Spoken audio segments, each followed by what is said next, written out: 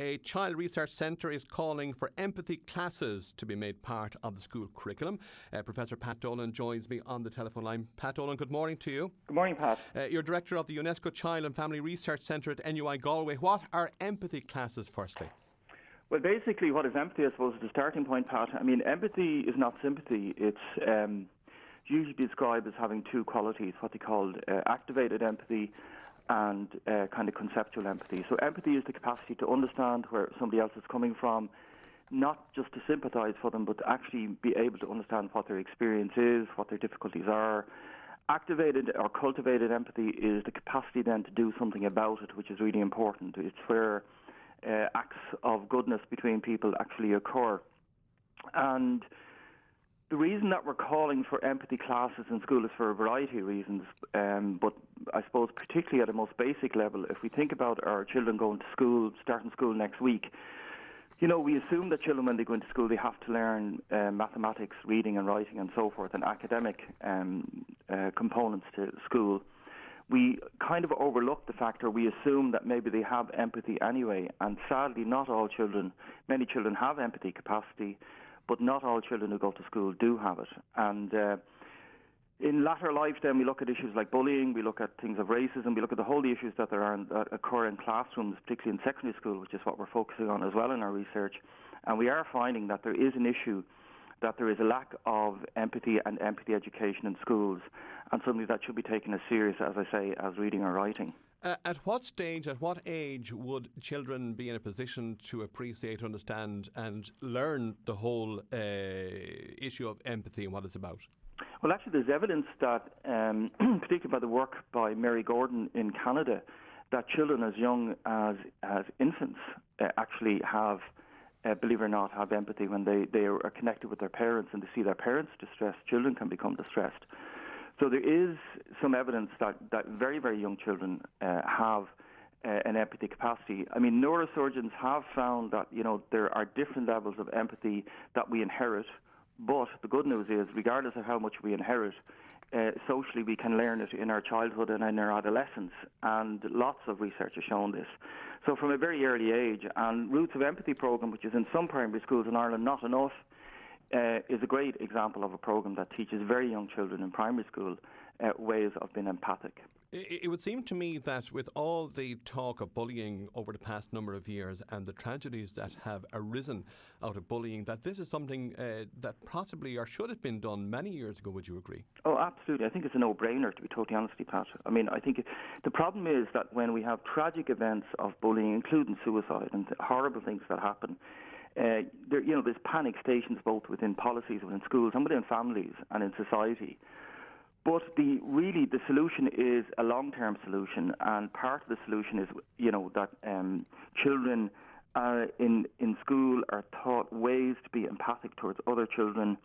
And children do have the capacity. I mean, one of the things we're doing in the centre with young adolescents is we have young adolescents all around the country, and we're doing this in partnership with Foróige, who are making DVDs about issues that are important in their lives. And I'll give you one really good example.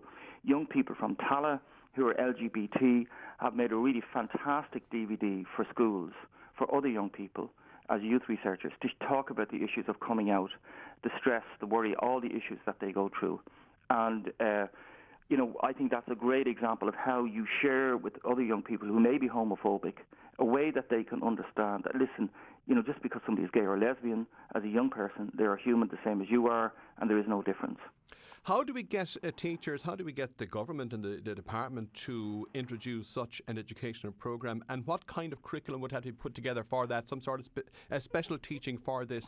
Or is this something that mainstream teachers can do? It absolutely is something that mainstream teachers can do, and I think it's a hearts and minds issue. I think one of the problems that schools face, and I know this from talking particularly to pastoral care teachers around the country, is that, you know, particularly in secondary schools, but also in primary schools, there's such a pressure to fill the curriculum that space to do these things is not there. So I think that's part of it, even within SPHE and even within transition year, you know, so it's a big issue. So part of it is hearts and minds, but part of it is policy as well. And I will be meeting with the Minister for Education soon as part of my role as UNESCO chair. But this is part of an international movement to have empathy in schools. It's not just in Ireland. there's a big move worldwide to get this done, particularly following things like Charlie Hebdo and ISIS and all those other issues. But I think a big problem is it's not a resources issue. The best way that empathy can be taught is by young people teaching other young people, and there are now very innovative ways using social media positively that we can do this. So I think it actually is very easy to implement. Okay, Pat, stay with us there. I'm going to bring in Cara Turner, proprietor of today's Child Montessori and After School Care in 6 Mile Bridge. Cara, good morning to you. Morning.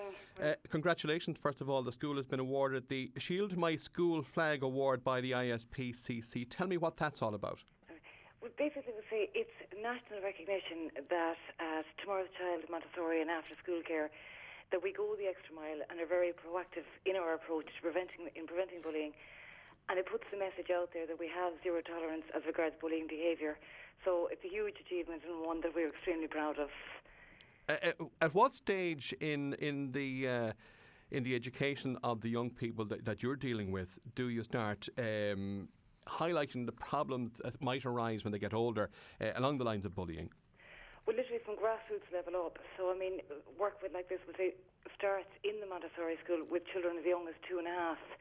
And where that's going to, as regards that, we literally would say work on positive behaviours, work things like we say greetings, how to respect others, how to treat others, and it works the whole way up as far as we say the children which we have in our after school care service, whereby there's more of a focus, more of a, I would say, a more detailed focus as regards we say how we celebrate difference, we say what it's like, what is bullying, who to talk to if you're bullied, respect for others, and how to treat one another.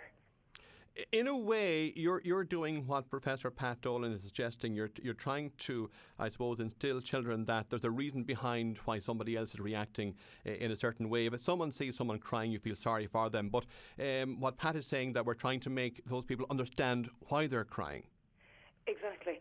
And we say that's what we try to instill, even with the younger children, that we say that if somebody's upset, we say, let's go and see, can we help? Let's try and find out why.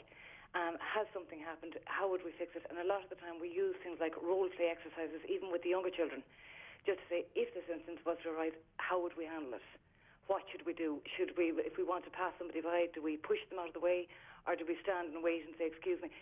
Those type of things, we say, and grace and courtesy lessons like that, in the hope that it will help them as they get older. We'll say to know how to handle, we'll say, various situations, and to be there for each other, and to show empathy even at a young age.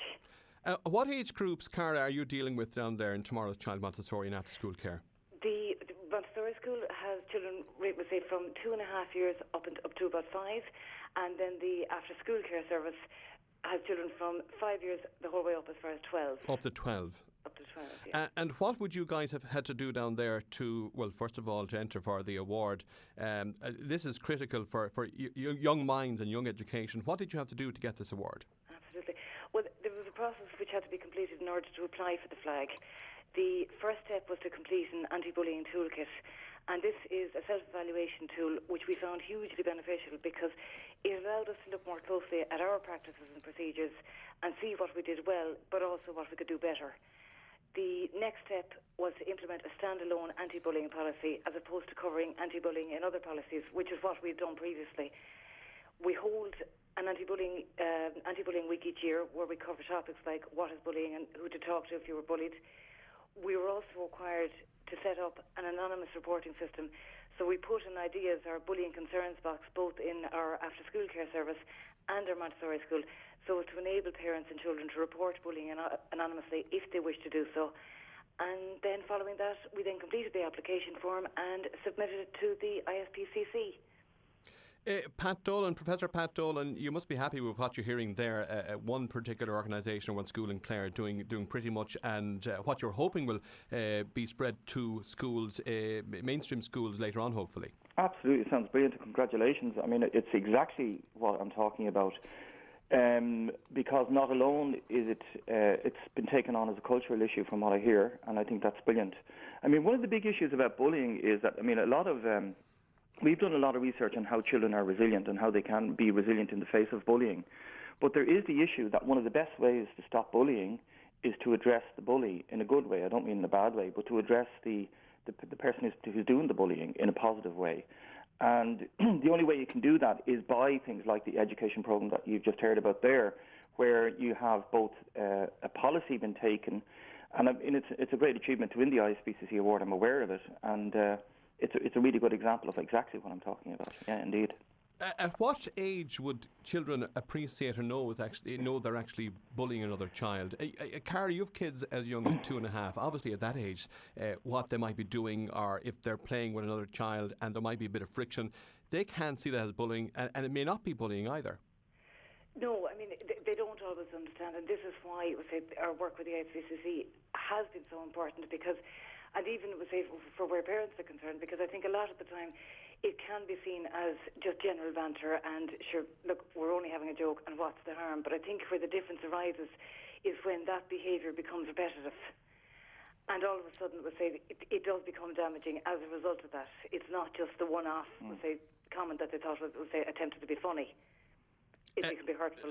Pat was saying there, to deal with the bully, and obviously in presumably sympathetic manner as well as a good manner. How do you deal with children at that age, Cara? You must have your work cut out for you if you have to try to explain to someone so young that what they're doing is wrong. Well, basically, we've always, it's something that we ask, parents to come in on as well and to explain to children. We say that we have, our anti-bullying policy, and if it's there for a reason, this isn't something that we say that we can do alone. I mean, everyone has a part to play. So we need a whole school approach, which in turn is not only what makes Tomorrow's Child Montessori and after school care work, but the whole process across the board. So we all need to be singing from the same hymn sheet per se. And there are certainly behaviours that are unacceptable. And we would say will be dealt with. And when I say will be dealt with, I mean, I think it's equally as important to provide support for the bully as opposed to for the child that was being bullied. And if that means working with parents to try and work around an issue that has arisen and to show them the error of their ways, then that's what we need to do.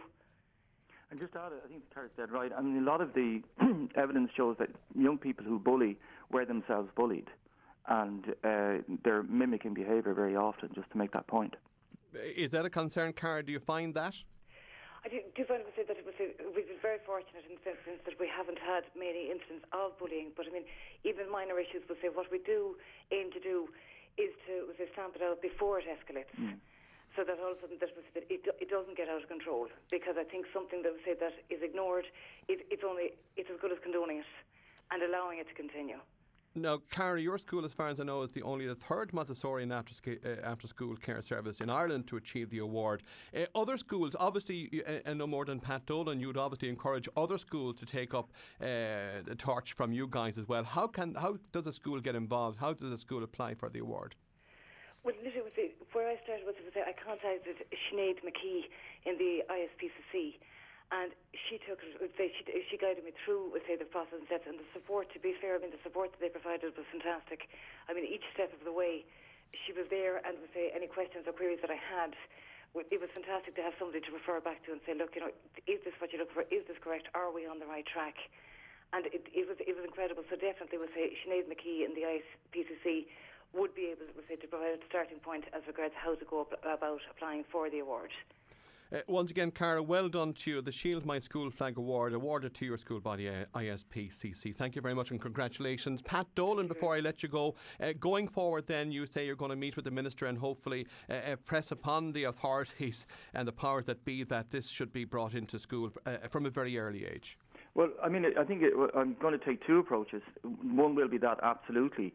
The second approach is that from the courtesy of Cillian Murphy, the actor who's patron of our centre, who's done narration work and worked with the young people on a variety of these short videos. We're creating once-off 40-minute classes, which I know it's a small thing, but it's a start. We're making those available freely to schools. They can be used by any school who want them. They can just contact the centre. So, if there are teachers in Clare, for example, who are listening to this and they say, well, that's something I might be interested in, they're very welcome. We will have those available from about November. OK, Pat, thank you very much for your time this morning. Appreciate you taking the time to speak to us. Professor Pat Dolan, Director of the UNESCO Child and Family Research Centre at NUI Galway. I was also talking to Cara Turner, proprietor of Tomorrow's Child, Montessori and after-school care in 6 Mile Bridge. Seen something interesting on your travels across the banner? Tweet us your picture at Clare FM.